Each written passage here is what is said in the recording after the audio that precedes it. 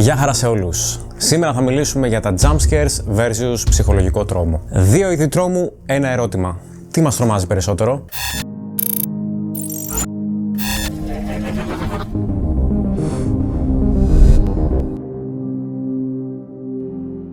Ο τρόμος στα escape rooms και γενικά στην ψυχαγωγία χωρίζεται σε δύο μεγάλες κατηγορίες. Από τη μία τα jump scares, ο άμεσος ομός τρόμος. Από την άλλη ο αργός ψυχολογικός. Ο τρόμος που μπαίνει αθόρυβα στο κεφάλι σου και δεν λέει να φύγει.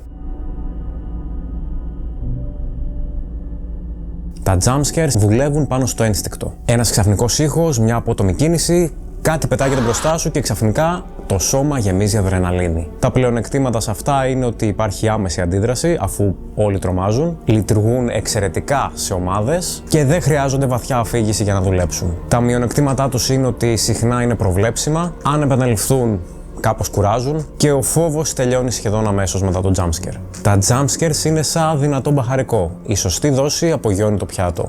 Η υπερβολή μπορεί να κάψει τα πάντα. Εδώ δεν υπάρχει ξάφνιασμα, υπάρχει αναμονή, υπάρχει αμφιβολία, υπάρχει εκείνη η στιγμή που λες ότι κάτι δεν πάει καλά εδώ μέσα. Είναι η προσμονή ότι κάτι θα συμβεί αυτή που σε τρομάζει. Φώτα που τρεμοπαίζουν, ήχοι που ακούγονται στο βάθος και δεν είμαστε σίγουροι για το τι είναι, ιστορίες που ξεδιπλώνονται σιγά σιγά. Ο εγκέφαλος έχει ήδη βάλει σε ένα χαμηλό, μόνιμο στρες, αλλά χωρίς την έκρηση αδρεναλίνης. Τα πλεονεκτήματα είναι ότι ο φόβος κρατάει και μετά το παιχνίδι, χτίζει ατμόσφαιρα και immersion και ότι κάνει την εμπειρία πιο ώριμη. Μειονεκτήματα είναι ότι φυσικά δεν πιάνει το ίδιο σε όλους, θέλει σωστό pacing και σχεδιασμό και αν γίνει λάθος μοιάζει απλά βαρετό. Ο ψυχολογικός τρόμος μοιάζει περισσότερο με ψίθυρο παρά με φωνή, γι' αυτό και τον νιώθουμε τελικά ως πιο επικίνδυνο.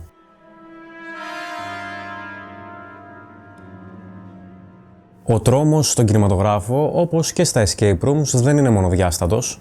Από τα πρώτα horror films μέχρι τις σύγχρονες παραγωγές, δύο σχολές κυριαρχούν. Τα jump scares και ο αργός ψυχολογικός τρόμος.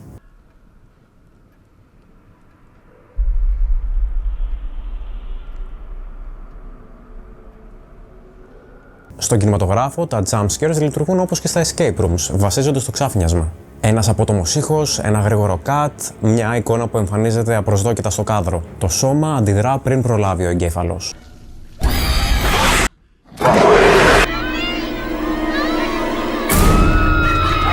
Ταινίες όπως το Insidious, το The Conjuring και το Sinister χρησιμοποίησαν τα jump scares με χειρουργική ακρίβεια. Δεν βασίστηκαν μόνο σε αυτά, αλλά τα χρησιμοποίησαν σε στιγμές που η ένταση είχε ήδη χτιστεί. Το αποτέλεσμα, σοκ που λειτουργεί χωρίς να κουράζει άμεσα.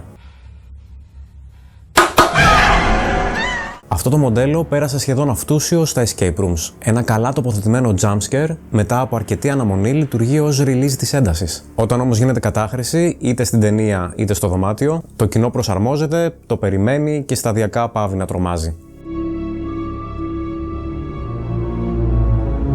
Ο ψυχολογικός τρόμος από την άλλη στο κινηματογράφο δεν χρειάζεται απότομα ξεσπάσματα. Χτίζεται αργά μέσα από ατμόσφαιρα, αφήγηση και υποσυνείδητη ένταση.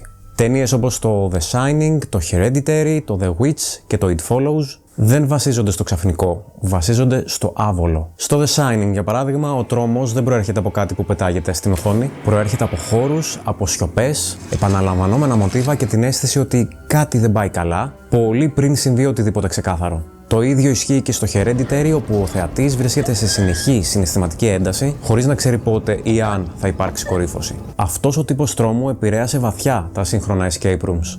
Ο φωτισμός, ο ήχος, η αφήγηση, ακόμα και ο ρυθμός των puzzles χρησιμοποιούνται για να δημιουργήσουν μια μόνιμη αίσθηση ανησυχίας. Δεν φοβάσαι επειδή κάτι συνέβη, φοβάσαι επειδή κάτι μπορεί να συμβεί. Η σχέση κινηματογράφου και escape room είναι πιο στενή από όσο φαίνεται. Τα escape rooms δανείστηκαν από το σινεμά τη λογική του pacing.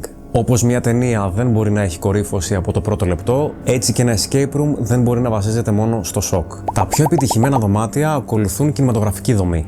Ήρεμη εισαγωγή, σταδιακή αύξηση της έντασης, ψυχολογική πίεση και όταν έρθει η ώρα, μια δυνατή στιγμή τρόμου. Ακριβώς όπως κάνουν οι καλές horror ταινίες. Γι' αυτό και τα escape rooms που βασίζονται αποκλειστικά σε jumpscares θυμίζουν περισσότερο haunted houses, ενώ εκείνα που επενδύουν στο ψυχολογικό τρόμο θυμίζουν κινηματογραφικές εμπειρίες που δεν σε κάνουν απλώς να ουρλιάζεις, αλλά σε βάζουν μέσα σε μια ιστορία. Θέλω να δείτε το παρακάτω jumpscare, το οποίο θεωρείται από τα πιο τρομακτικά στην ιστορία του κινηματογράφου. Είναι από την ταινία Εξορκιστής 3 του 1990.